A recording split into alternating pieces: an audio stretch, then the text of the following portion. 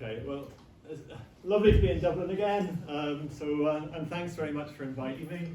I wish I could stay longer, but it's just for me a wonderful occasion to be able to talk to you about these amazing artworks, and just give you a little bit of background to them. And I think the first thing I wanted to say is that the exhibition that started my interest in O'Conor was one called Post-Impressionism at the Royal Academy, and I could tell you the date.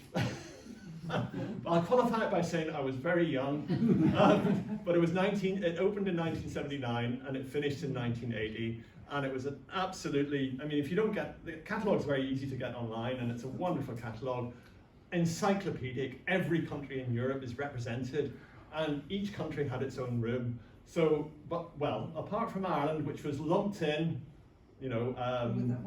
sinfully with Great Britain. So we had a Great Britain and Ireland room, and in that room were 3 Roderic O'Conors. We had the Breton peasant woman knitting, the yellow landscape, and I think the third one was, I think it was Still Life with Bottles from the Tate Gallery. And I remember looking at those pictures and thinking, my God, this man was just streaks ahead of all his English-speaking contemporaries. You know, the likes of Walter Sickert, Philip Wilson Steer. There was just, there was no comparison.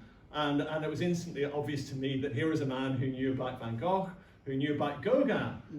Years, we're talking about years before these 2 artists were actually discovered and known about. I mean, it wasn't until the 20th century that anybody knew about Vincent.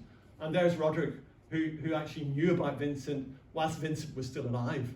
And who befriended Gauguin when Gauguin came to Britain in 1894 for his last visit to the province.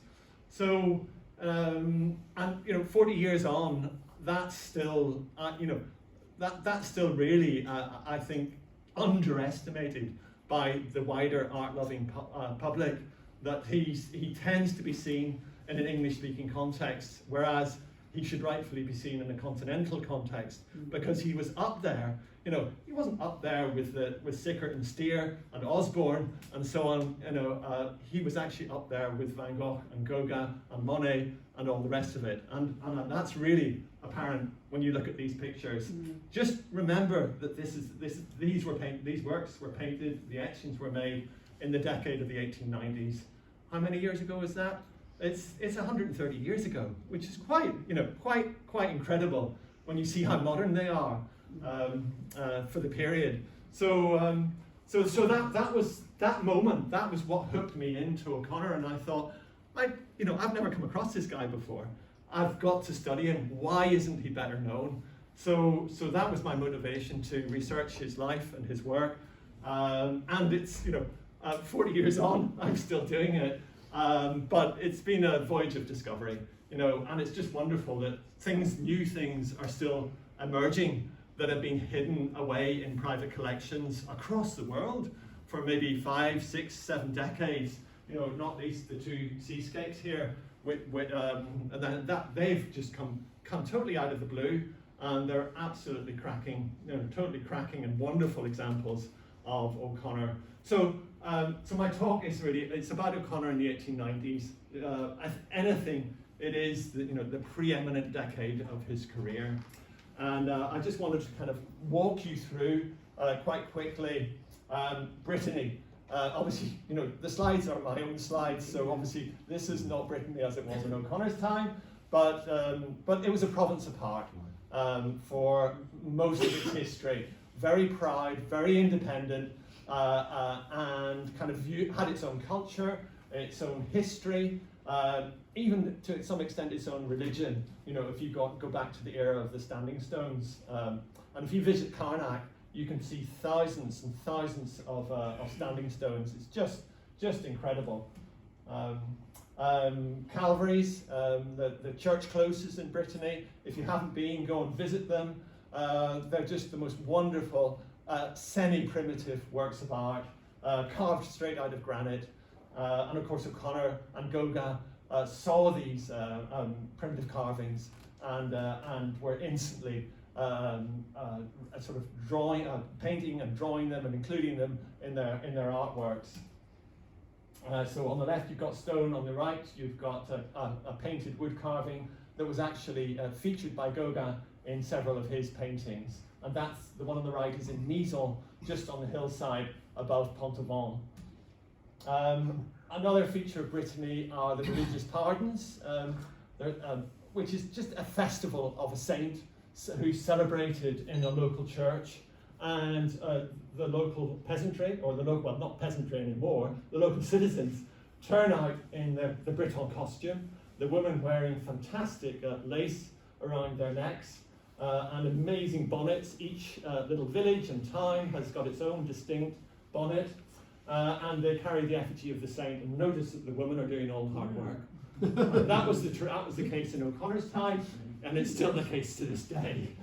So, but if you get the opportunity, I mean, these things are listed online. You can find out if you're, if you're going to visit Brittany, try and see one of these occasions, because I went with my wife a few years ago, and we were just drawn into the procession, and they treated us completely. They didn't treat us as tourists.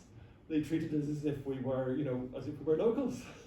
So it's quite wonderful. Faience pottery, a painted pottery made in Compère, and decorated with women and men in local costume. Often these plates appear in O'Connor's still lives.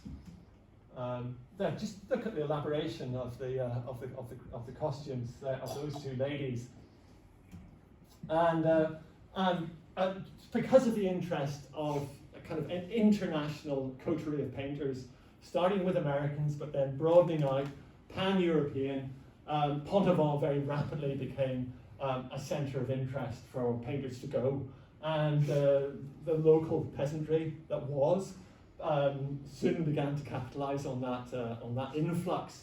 So painters led the way, and of course now it's just it's a major tourist destination. And even O'Connor's time, they introduced lamp lighting.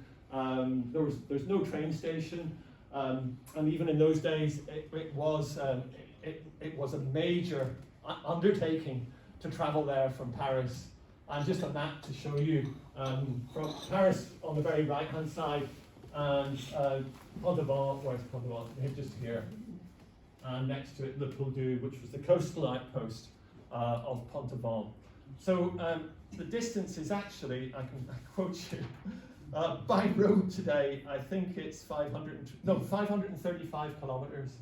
That's over 300 miles by any reckoning. And certainly in those days, the train ran around the coast of Brittany when trains were introduced, but they didn't touch the interior. The interior, even to this day, is like an unknown land. It's just farming. So all the tourism gravitated towards the coastline. And so you would take the train from Paris overnight, you're talking maybe 15, 16 hours. You get off at Camperlé, and then you take a coach and horses to take you into Pont-Aven. So major undertaking, major journey. But once O'Conor was in Brittany, and he first visited the province towards the end of 1891, O'Conor was of course stimulated by the painters who had followed Gauguin there in the late 1880s. And there was already an ingrained culture of experimentation.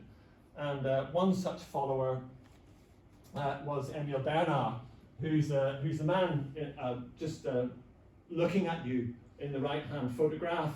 And in front of him is the only known photograph of Van Gogh as an adult. He's got his back to the camera, and he's wearing a top hat.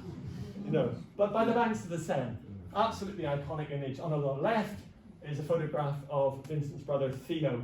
O'Conor never met Vincent. Their paths just didn't cross because they were not in the right places at the right time. But O'Conor did meet Theo in September of, around about September of 1890, just a couple of months after Vincent had died. And Theo had an apartment in sort of the lower reaches of Montmartre, and he was very sick. He died just 6 months after his brother died. He put on a memorial exhibition of Vincent's work in his apartment.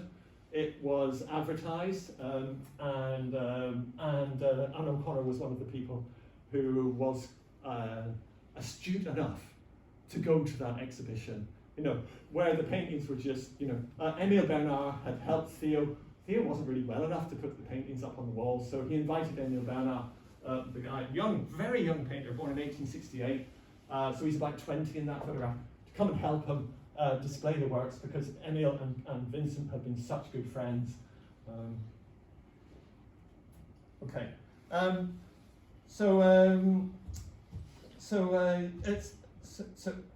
I going to say? When O'Conor arrived in Brittany in 1891, Gauguin was not around. He was actually on his first visit to Tahiti. I mean, that's interesting because it meant that O'Conor didn't initially succumb to Gauguin's influence. Instead, he worked through the expressive handling of paint that Vincent van Gogh deployed in his late work of 1888 to 1890, paintings such as this marvellous one in the National Gallery in London, Wheatfield with Cypresses. In Roderic's hands, this style, you know, very painted, very thick paint, you know, almost like the warp and weft of a tapestry in some ways. O'Conor turns this into something really quite almost visionary in terms of its bright coloration. This is the little field of corn from the Ulster Museum in Belfast. I mean, such a kind of revolutionary picture. I mean, even Vincent, you know, often didn't use colour quite as daringly as you see it used in that picture. And having kind of evolved that striped style, putting complementary colours next to each other so that they vibrate, and in some extent I think he was imitating pointillism, because in pointillism the idea is that the separate colours will mix optically in your eye. I mean, I think of course O'Conor realised when you put the paint on in stripes, they're not going to mix optically, but they're going to have incredible expressive force, you know, on the viewer. And they're also going to strengthen the design of the composition in a very significant way as well. But perhaps most radical in this painting is that he's allowed the stripes in 1893 to traverse the face of the model to such an extent that the sitter's features are actually obscured. You know, if you met this woman in the street, you wouldn't recognise her. This is a very, very abstract statement indeed. You know, from an Irish painter, 1893. But the closest comparison I can make is its self-portrait by Van Gogh, which if you go to London, it's on display at the Courtauld Galleries at the moment. It is an extraordinary picture. It's an exhibition of Vincent's self-portraits. But Vincent does not cover up the features. You know, if you put that painting next to a photograph of Vincent, you would know it was him. I mean, and even if I hadn't said it was him, you would recognise the man himself. So in a way, O'Conor is out-Vincenting Vincent in a way.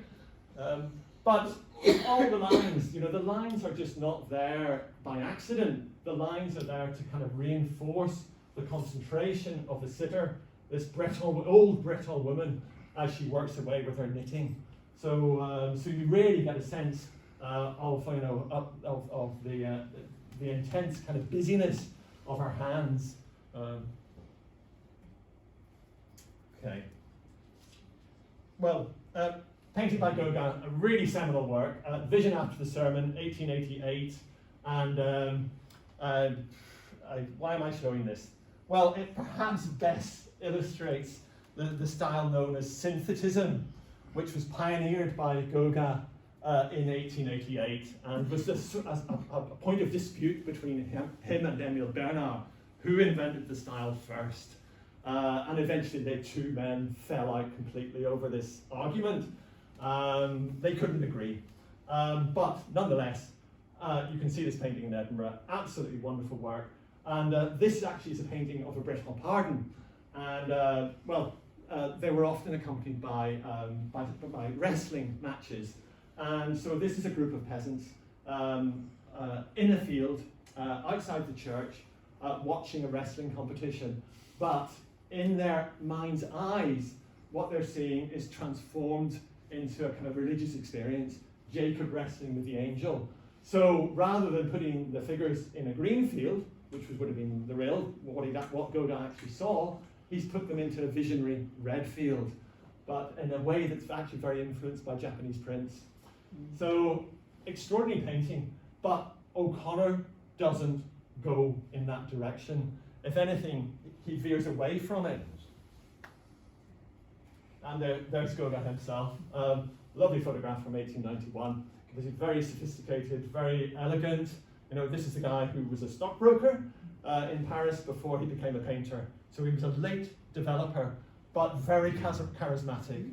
Having said that, you know, he would have had no problem with O'Conor doing his own thing. He did not expect the artists who gathered around him, and quite the opposite, he expected them to develop their own styles.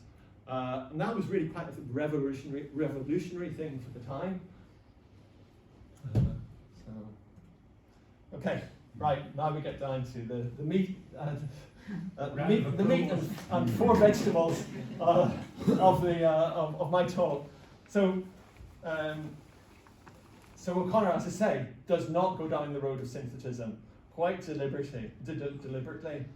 And if you like, perhaps synthetism is best described as broad areas of flat, bright colour bounded by firm outlines. O'Conor much preferred thicker paint and colours that exaggerated but did not disregard those that were found in nature. So he remains more faithful to nature than Gauguin did. Gauguin often painted from memory. He encouraged his acolytes to work from memory and imagination, which was something that O'Conor, he tried it, but he struggled with it. It was not his natural gift. So this painting of a group of poplars bordering a field is a really good example of O'Conor's style, probably around the sort of late spring, early summer of 1892. And the treetops are swaying in a breeze, and the field is, I think, wet from a recent rain shower, hence the sort of blue reflections from the sky. And there's a rooftop and a chimney just visible at the far left over here, which introduces a human dimension. The palette of colours, with its emphasis on blues, greens, and yellows, echoes that found in other works by O'Conor from the first half of 1892. Like this one, which is in the Tate Gallery. It's on a canvas the same size. I mean, almost, you know, he's painting from the same palette, and you know, probably within a few weeks of each other. And this is the lovely still life with bottles from the Tate. Again, the same palette, but it's a bigger picture. So there's absolutely, although it was painted in Brittany, the still life, there's not really anything Breton about it, apart from the fact that the bottles are bottles of cider. And if you go to Brittany, cider is still much drunk, but they don't drink it out of glasses; they drink it out of cups. Even to this day. Okay. The close-up, as here, reveals streaks of red, but look at the real thing, in the foliage and the trunks of the trees. And O'Conor chooses to let that red stand out instead of blending the red with the background colour. And also notice the complete lack here of any outlines. So he's in Brittany, but he's doing his own thing. You know, so that took a degree of independence, you know, which we mustn't underestimate when you think about the painters he was rubbing shoulders with at this time. So O'Conor's blue trees may have been inspired by Van Gogh. For example, this lovely painting, very, very late work from 1890, the last phase of Vincent's work, called Undergrowth of Figures. And in this work, the serried ranks of vertical stems seem quite tame, perhaps compared to the Irishman's more amorphous structures. That's a funny thing to say about Vincent van Gogh, isn't he? One of the greatest painters in the world, but you know, O'Connor's up there too. So let's move a little bit out of Brittany now and go down the coast to Le Pouldu. It's about 19 kilometers, I think, from Pont de Vaux, something like that.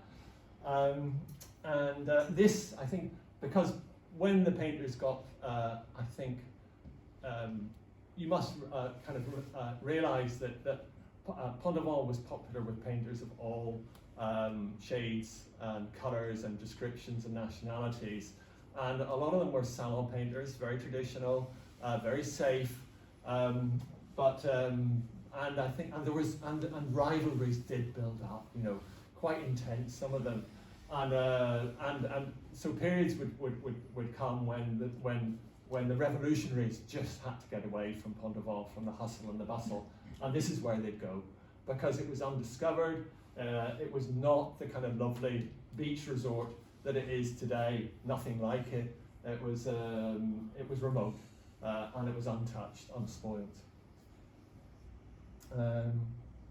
So O'Conor spent much of 1893 in Le Pouldu with his friend Armand Séguin, who's perhaps best known as a printmaker.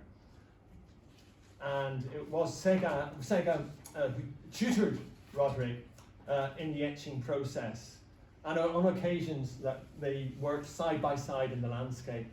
And I mean, O'Conor, of course, had independent means, but Séguin and Gauguin were always scratching for, for pennies, literally. You know, it was a really tough time. You were a revolutionary painter. You weren't selling your work. You were living. You were on your uppers. You know, it was a really, really tough life. You know, just read Camille Pissarro's letters to his son Lucien, and you'll see what I mean. You know, every other letter, he's complaining and saying, the dealers aren't buying. The dealers aren't buying. Why don't they like my paintings? And of course, in Brittany, it was the same again. Séguin was tuberculoid, but formed a very strong friendship with O'Conor, and they couldn't afford copper plates to make their etchings, so they used zinc plates, and they used them like leaves from a sketchbook out in the landscape, actually etching straight into the plate. Really revolutionary stuff.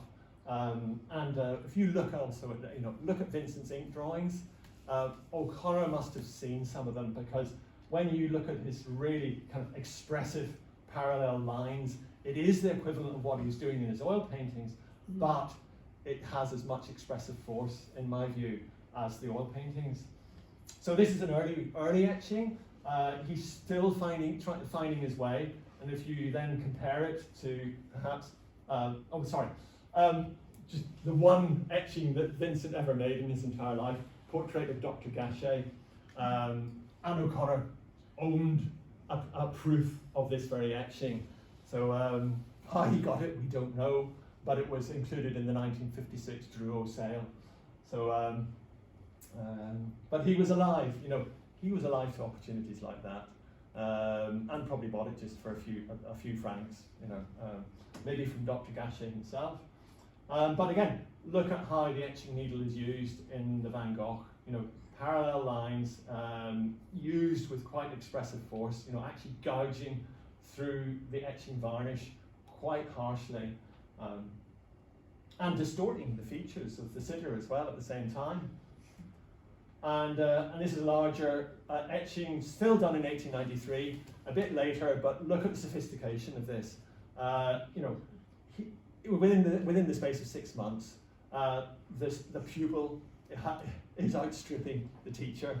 Quite extraordinary. O'Conor learned incredibly fast, really not to be underestimated. Okay, now cranking forward, 1894 was the year, a seminal year that Gauguin came back from Tahiti in 1893 with one mission, which was to release to the world the wonderful paintings he'd made on his first trip to the South Seas, and sell them, build his reputation, and make one last visit to Brittany, then return to Tahiti with the proceeds. mission unaccomplished, completely failed. There were 2 sales, 1 exhibition at Durand Ruel and 1 auction in Paris. And one of the few buyers was, guess who? Roderic O'Conor, who bought a wonderful Tahitian Goga, was given at least 1 other oil painting by his friend. And they bonded to a large extent at this property, just on the hillside above Pont Avant. It's hidden away amongst the trees. You have to know it's there to know it's there. And the studios were actually in the attic of this house. When I went there in 1991, it was owned by a former diplomat, and he was so friendly that you came up big gates, and he was there in the garden. Oh, you're interested in O'Conor? Come in, have a look around, go up in the attic, and and it was like there's the interior of the attic. It was as if it hadn't been touched for 90 years, just absolutely extraordinary, but it was still being used by painters, which was so lovely, lovely, lovely continuity. Now, something really important, tragic happened. 1894 was just almost the worst year for Goga, in the sense that he invited Sega and O'Conor and 1 or 2 other painters to go on a trip to Concarneau, which was the nearest big fishing port, just down the coast from Pont-Avant. And he brought his Javanese girlfriend with him, who was 13. She brought her monkey. And some little street urchins started laughing at Gauguin's girlfriend, and Sega boxed one of the boy's ears. The boy went back to the pub and said, look, my ears have been boxed by these strange painters. Come and teach them a lesson. So a fight broke out on the quayside, and actually O'Conor made a pretty good report of himself. I think he was quite good in a fist fight. Sega was instantly knocked into the sea. Gauguin, could fight as well, but I think as he was kind of landing a blow on one of the big birdie sailors, he caught his foot in a hole in the cobbles, and he was knocked over, broke his ankle really badly, and he was convalescing in Pont-Avant for 2 months. And O'Conor was one of the people who rallied round, supported him. Sega was there too. Eric Forbes Robertson, a painter of Scottish descent, was there. Gauguin couldn't paint for 2 months. He wrote up his memories of Tahiti. He could do watercolors and drawings in bed, but when he did, he also lost his lawsuit, or I think he got very tiny compensation, which to him was a loss. And when he was recovering, O'Conor said to him, look, why don't you use my studio in the manner of Les Avants? And Gauguin did. And the story goes, this has come down to us from the English painter Matthew Smith, who was very influenced by O'Conor in the met him just after the end of the First World War. Matthew Smith recounted the story, told to him by O'Conor of how Gauguin had used one of O'Conor's drawings in one of his paintings. So, but that's typical Gauguin. Gauguin was a magpie, but O'Conor wouldn't have been precious about that. To him, that would have been an honour, I think. But lovely that story came down and didn't just die a death. So the sort of painting that O'Conor did following his meeting with Gauguin, it's interesting because he does his colours warm. He's using a different palette. He's using more red and pink and purple, but he's not applying them in flat expanses, unmodulated, as Gauguin was doing in his Tahitian canvases and in his Breton works. Not that there are many from 1894, not on canvas anyway. So this beautiful picture you can see in Dublin's National Gallery, just around the corner. So absolutely stonking work. Gauguin, the beach at Le Pildu, 1889. So, and here, what did I want to say? In this sweeping view of the beach at Le Pildu, Gauguin has flattened the composition and eliminated light and shade in a manner similar to that found in Japanese prints. There's no horizon, there's no sky, and And rather than mimicking nature, Gauguin has instead created a mind's eye view of the beach, the sea, and the rocks. And just, I think, I'm only really showing this for contrast, but compare that with the little O'Conor on the easel. And in 1898, O'Conor set off on his bicycle. He had it was a bicycle from Cleveland in the States. Bikes really came into the fore in the 1890s, but the roads must have been really rough, and the tracks, I think, how he negotiated it on a bike at all, I really don't know. But he deliberately explored the wild margins of the province of Brittany, searching for motifs, and I'm sure he would have been encouraged to do so by Gauguin, because Gauguin was all about leaving civilization behind. Western civilization, as he saw it, sucks. Let's go back to the roots. Let's explore different cultures, and put the results into our art. Well, of course, O'Conor was invited to accompany Gauguin on Gauguin's last trip to Tahiti. He didn't go, but I think in compensation for that, he felt that he had to explore bits of Brittany that were kind of off the cultural map. So for 3 years he was holed up at a place called Rochefort-en-Terre, right in the heart of rural Brittany. He virtually saw nobody, and I think just after 2 years, or 1 year, he probably began to feel intensely lonely. And of course by 1898, couldn't bear it any longer. He returned to Pontevin and went back to Le Plodou. And that was when he started painting this incredible series of seascapes. There's over 30 of them. So, of course, Monet painted in series. O'Conor would have known about Monet's work, and Monet had painted a series of paintings of the island of Belleau, Breton Island, in 1886. O'Conor would have known those paintings, but he's doing something really different from what Monet was doing, because Monet, I think, was perhaps one of his contemporaries described him. Oh, Monet, that old fart. He's only an eye. But what an eye! So, and that's very perceptive. But O'Conor takes it a stage further. He's a younger generation, and in Brittany, the bits of the coast have got very pink granite and red sandstone. So of course he spotted that, and he's intensified the colours the local colours he saw in nature to produce these bright red rocks in the foreground of this work. But of course, he's juxtaposing two complementary colours. So the red of the rocks and the green and blue of the sea, just as Van Gogh did. Because why did these painters juxtapose complementary colours? Because they knew it created added vibrancy in the picture. You look at that picture with a good light on it, it just jumps out at you, despite its small scale. And that's because of the complementary colours to a large extent.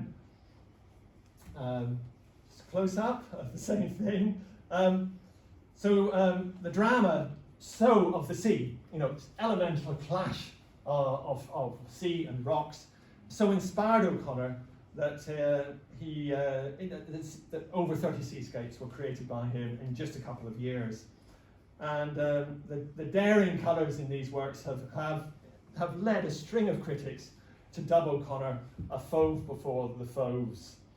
I'll talk a bit later a bit more about the fauves. So let's now look at the large seascape.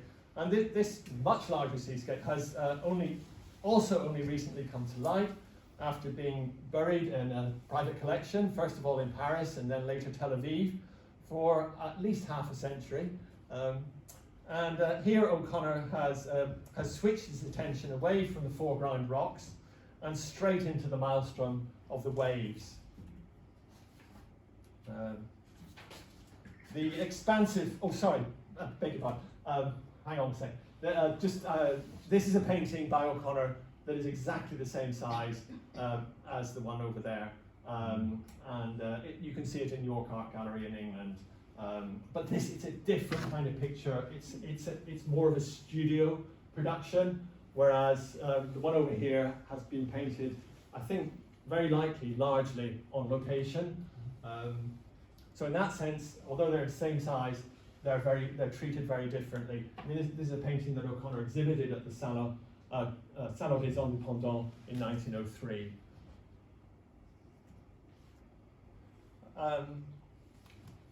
In this detail, one can see how O'Conor introduced warmth into his otherwise coolly coloured composition. And I think since the painting has been cleaned, it's really brought those warm colours to the fore, particularly in the sky. But there's even little streaks of pink in the patches of light that are coming through, beams of light that are coming down from the sky and lighting up areas of the sea in pools of colour. You know, you've got the yellow actually bordered above and below with streaks of pink. But he orchestrates the vibrancy of colour, you know, through the whole composition. It's not confined to to the sea as opposed to the sky, or vice versa. You know, he is like a conductor. You know, in the sense of the way he works with colour.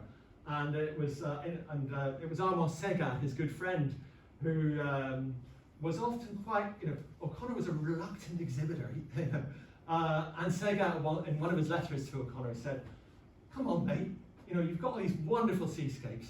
You use colour like nobody else. Why don't you exhibit them?" And O'Conor kind of probably, you know, grudged and begrudgingly, you know, wrote back to Segat and said, "Oh right, yeah, I'll put a couple into the Salon des Indépendants." But this was 5 years after they were painted, you know.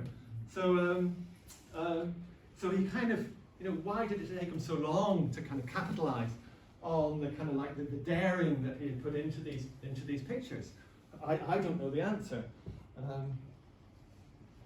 Anyway, okay.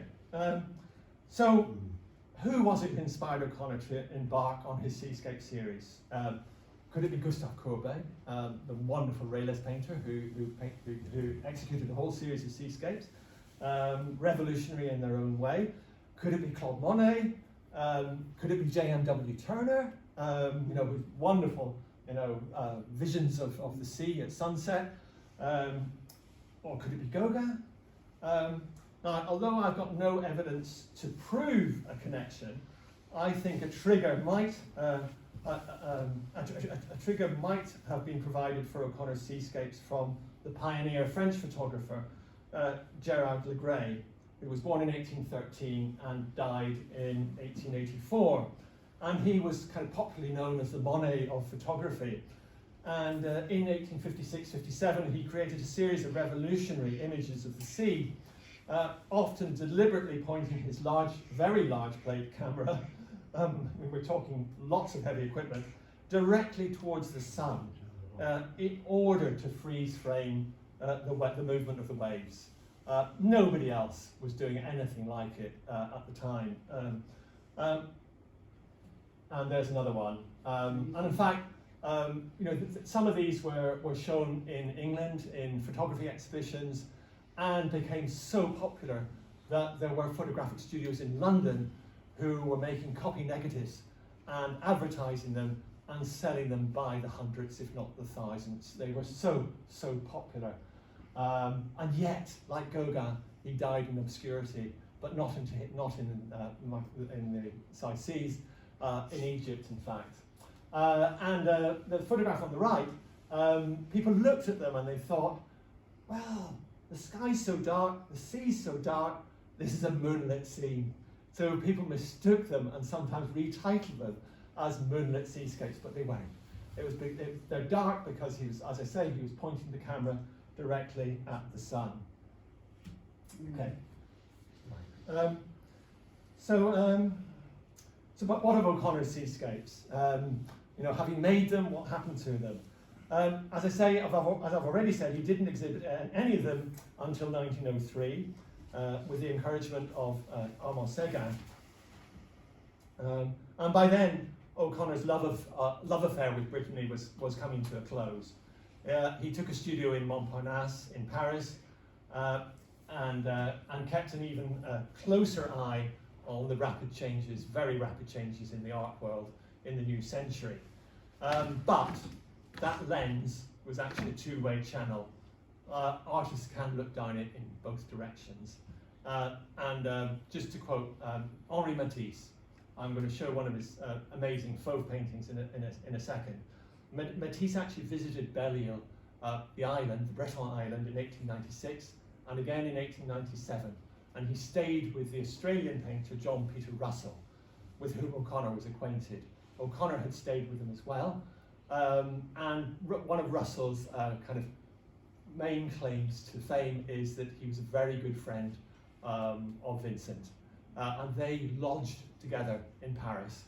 And Russell was very well to do, but gave up his inheritance in order to sail, in order to paint in France.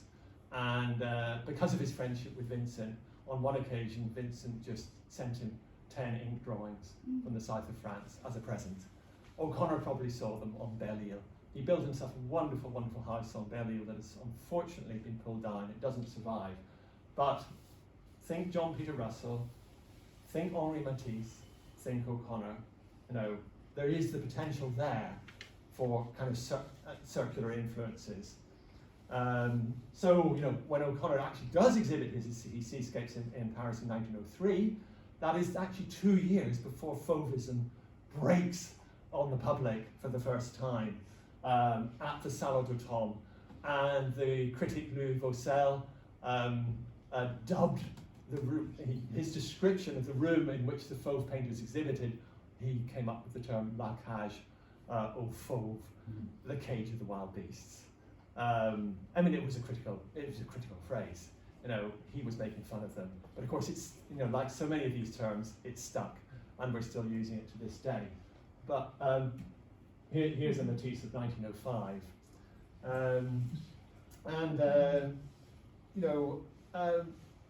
so no art movement is born without there being precursors.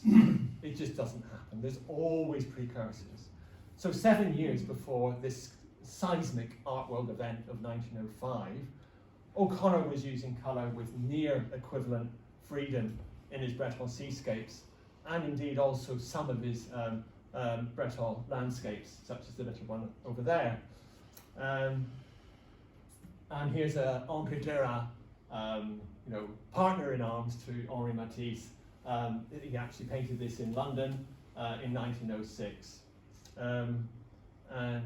But again, the saying goes that you've got to look to people like O'Conor to find the roots of this style, and the roots sit not in the 20th century; they actually sit in the 19th century. So let's just finish by looking at a few details from the 3 wonderful O'Conor oils included in this sale.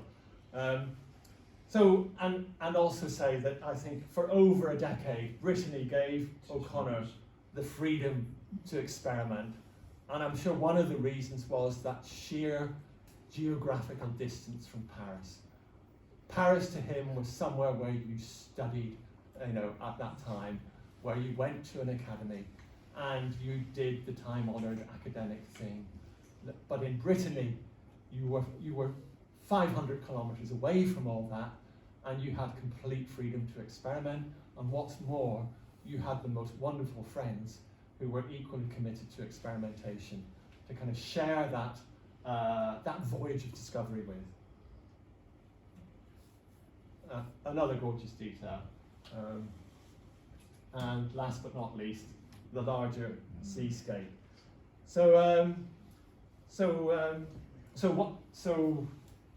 These 3 pictures, all from Brittany, show that Brittany did give O'Conor the freedom to experiment, not just with colour, but with mark making, with how he constructed his compositions, and indeed with his choice of subject matter.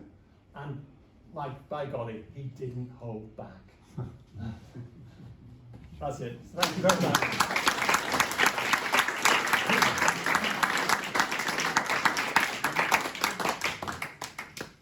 Jonathan, thank you. I think you'd agree it was a treat. Yes.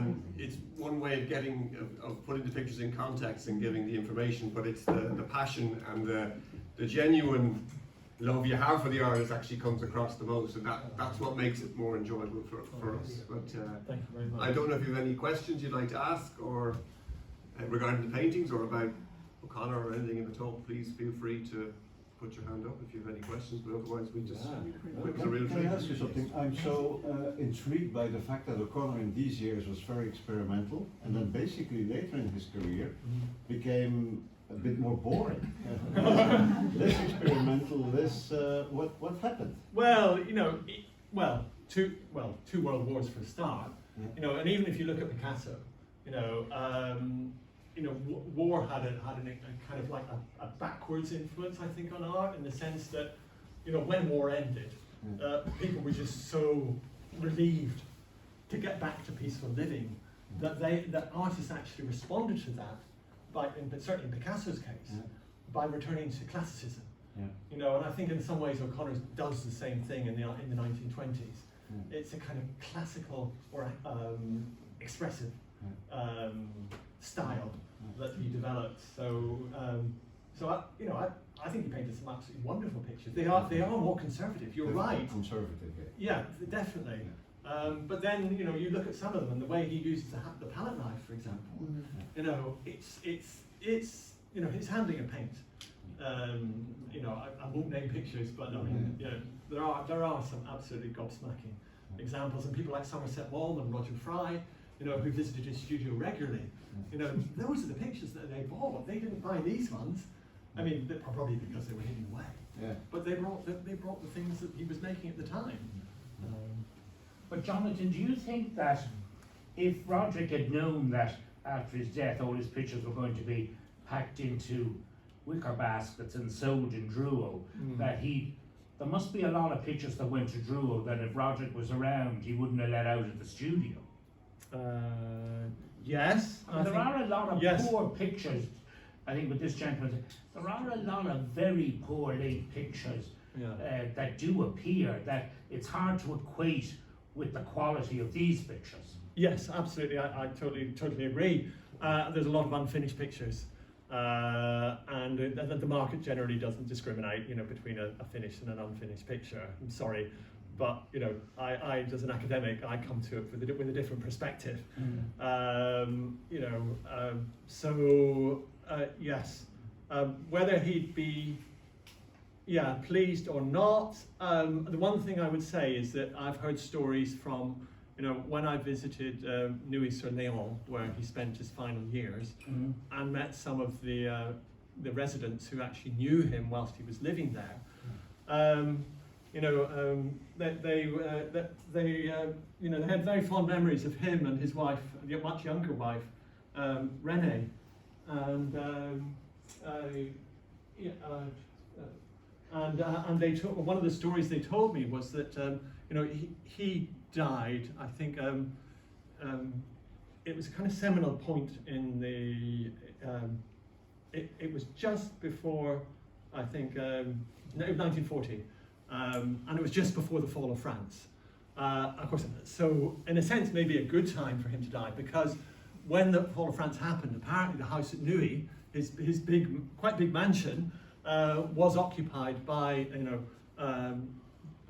by the local German commandant, you know, and they could have trashed, you know, the house, taken anything they wanted, but somehow, miraculously, I think perhaps because the story goes that Renee, you know, took herself off to Geneva, in Switzerland, neutral territory, but whether she took, she couldn't have taken all the pictures with her. It was too many. So there must have been quite a big consignment left there, and the fact that they survived the war, to me, is incredible. Yes, Colin. Striking. I mean, I'm always astounded by it, but how did he get to it? I mean, was it something, a singular thing, or was, you know, artists like Couramier and people like that were working there at the same time? Was it something that they worked towards two artists together who ended up painting a very similar style, or is this very much just O'Conor doing something actually extraordinary, considering it's 1892, 1893? I mean, it's amazing that it's so early, something that is so progressive, so 20th century feel. how did he get there? I think from two directions, and I think he did it on his own. Okay. Amier imitated him, Okay. you know, and didn't have O'Connor's trajectory. You know, had come to it fairly cold, Right. and never knew and didn't know anything about Vincent till he met O'Connor, and O'Connor shared his enthusiasm and his love, passion with him. But yeah, so one direction, O'Connor. There is at least one surviving pointillist picture by O'Connor. You know, beautiful Edge of the Wood, it's called, from 1890. It's in my book. And there are probably more that just never have not survived. And it, you know, it's an absolutely gorgeous, radiant summer landscape. So that's one direction. You know, something about, you know, the colours blending, but not applying them in dots. You know, I mean, perhaps the fact that he only did one picture that we know about in a pointillist style in itself is revealing, because that tells us that maybe that wasn't for him. It wasn't painterly enough or expressive enough. He wanted to do something different, and I'm convinced it was through studying the works of Van Gogh. And I mean, even if you look at sort of summer landscapes that Vincent was painting in Paris, whilst he was living in Paris, before he went to Provence, in the summer of 1897, that was when that self-portrait was painted that I put up on the screen. They are painted with stripes. I mean, shorter, they're not as intensely coloured, but you know, you look at what Vincent was doing, you think, and I think, that's the parentage. He's seen that, and he studied it really carefully. And when nobody else was looking at or appreciating what Vincent was doing, and just thinking, oh yeah, he's a mad old, he's a nutter. But he does his own thing with it, because he makes it into a system that works for him. You know, I mean, you can see that in some of Vincent's later paintings as well, some of the Provençal pictures, the wheat field with cypresses that I put up on the screen. But I think O'Conor, he develops it another stage, because he's juxtaposing, in many cases, totally pure and brighter colours than Vincent. You know, Vincent, usually when he striped, he's making tonal variations. He's not making chromatic contrasts.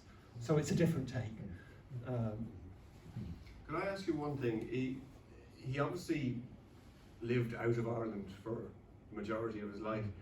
Did Irishness matter to him? Did he retain that sense of Irishness in that community? Yes, it did, because that's apparent from his will, because he died in 1940. His wife Rennie died in 1955.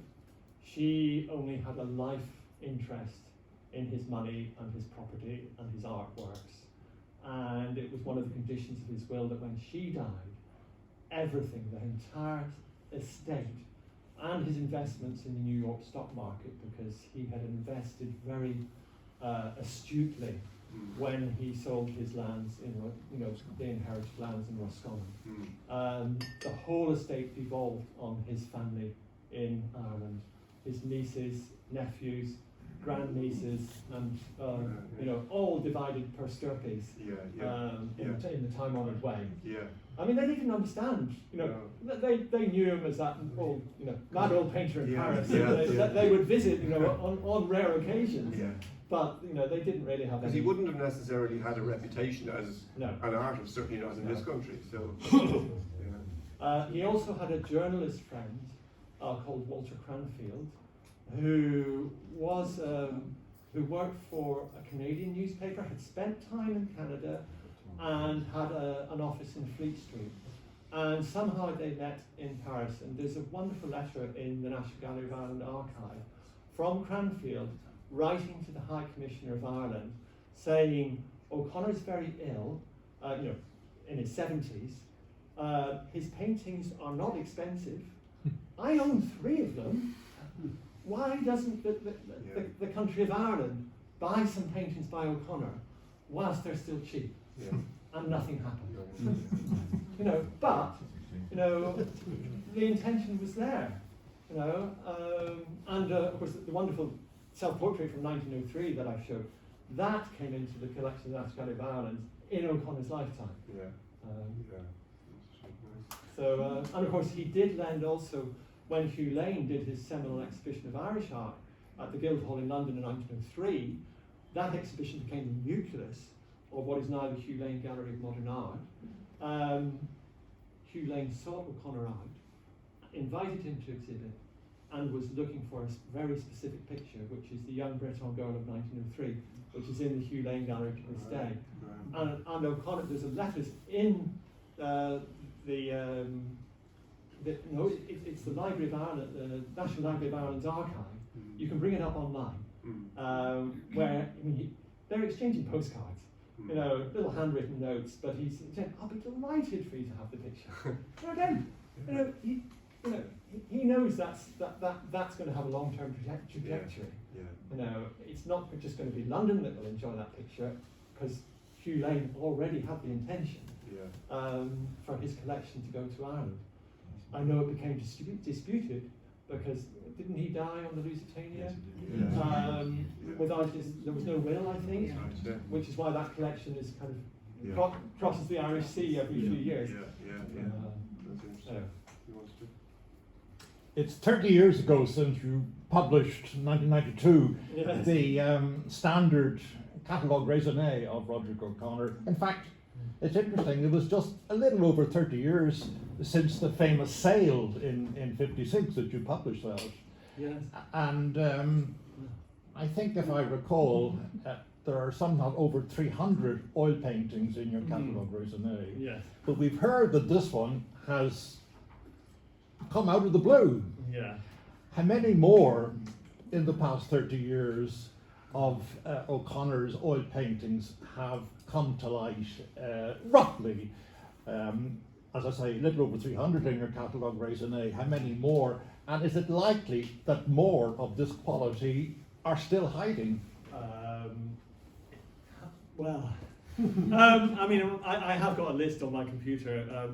Or it's not. No, it'd be flattery to call it a database, but it's it's the number is in its 80s now. But the rate of growth has decelerated. So that's 80 oils that are not in your Yes. catalogue raisonné. Yes. Yeah. That's Yeah. a lot. Yeah. Well, it's not quite 3 a year. You know. Wow. So we may anticipate Yeah. more of this quality, Well, perhaps.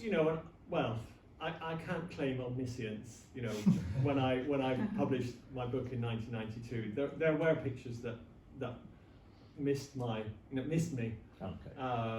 or I missed them rather, that have since come to light. No, not least, I knew that this little picture existed, but I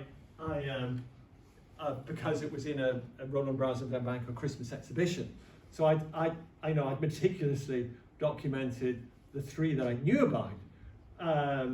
So this was on my list as something that might materialize at some point, and then lo and behold, well, the lovely story is that it was bought by a husband of a wife, and she never liked the picture.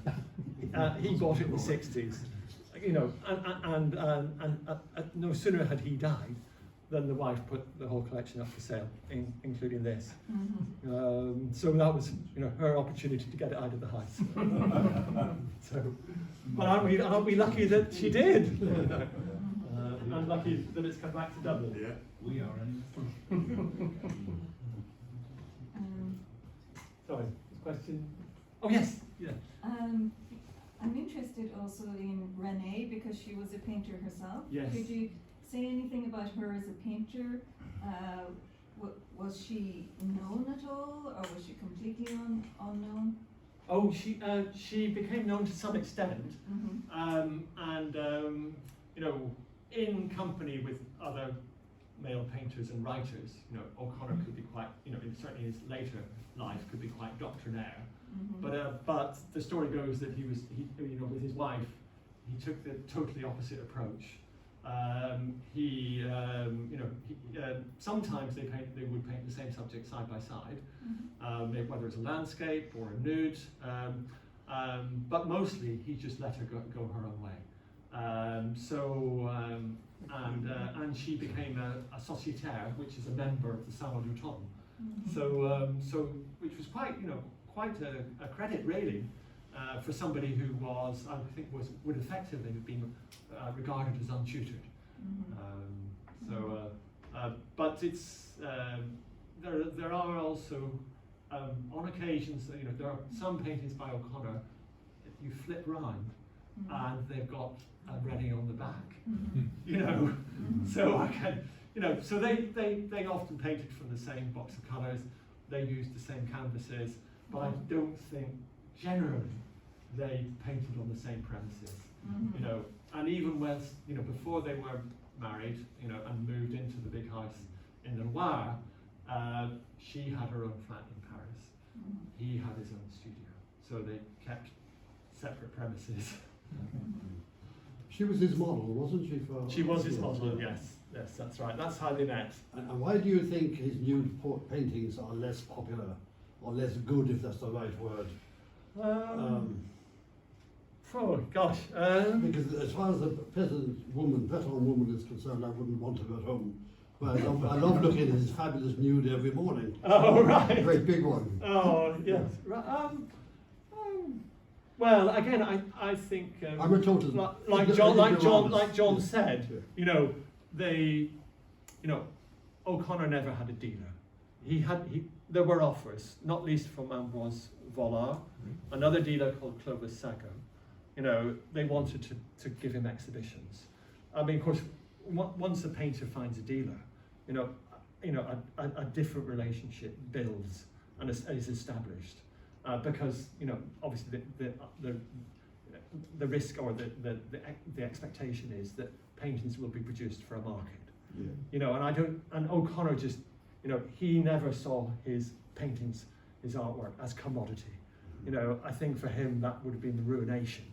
And the story also goes that he shied away from selling, A, because he didn't need to, and B, because he didn't want to steal the bread from poorer painters' mouths. And I think there's truth in that. Could he have handled criticism? Would he have been open to people criticising his pictures? Oh well, if you read the letters of Cuno Amier, the Swiss painter that he sent back from Pontauban to his father in Switzerland, he said that at the end of the day, this is the winter of 1892, 1893, we visit each other's studios and we criticise each other's works. So I think he actually welcomed constructive criticism. And Amier went on to say, well, and actually, he flatters me by the fact that sometimes he changes what he's done. So criticism can be a healthy thing. Well, thank you very much. Thank you very much. Thank you.